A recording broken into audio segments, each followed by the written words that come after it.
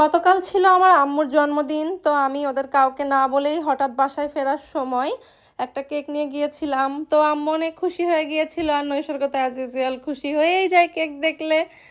তো সবাই একটু অবাক হয়েছিল, আর আমি হুট করেই যেহেতু রাতে ফেরার সময় কেক নিয়েছিলাম, তখনও চমক আরিফকেও বাসায় ফেরেনি।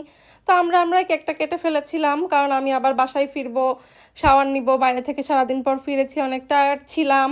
তো নৈসর্গ আর আম্মু আব্বু মিলে কেকটা কাটলো। তারপরে নৈসর্গ তো অনেক দুষ্টুমি করছিল, বলছিল জেরিনকে একবার আমাকে একবার, যে তোমরা কেন আসছো না, তোমরা কেন শুধু ভিডিও করো, তাহলে আমিও ভিডিও করব। আর আপনারা দেখতেই পাচ্ছেন ও কেক কাটার সময় অনেক বেশি এক্সাইটেড থাকে, আর আম্মু অনেক বেশি সারপ্রাইজ, অনেক বেশি খুশি হয়ে গিয়েছিল। আসলে এবার কারোরই আম্মুর বার্থডের কথা মনে ছিল না, তো আমি এবার মনে রেখেছিলাম, এই জন্য আম্মু অনেক বেশি অবাক হয়ে গিয়েছিল। তো তারপরে এই তো নৈসর্গ কেক খাওয়া নিয়েও দুষ্টুমি করছিল নানা ভাই নানির সঙ্গে। ওর তো মানে একমাত্র আদরের আবদারের দুষ্টুমির সব জায়গা তো এখানেই।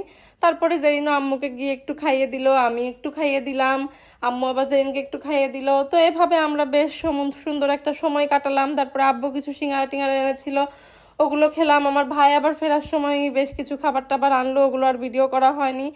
তো ওগুলো খেয়ে দিয়ে তারপরে আমরা একটু আটা করে আবার আমি আমার বাসায় চলে আসলাম। এই তো দিনটা বেশ ভালোই গেল, দিনের শেষটা।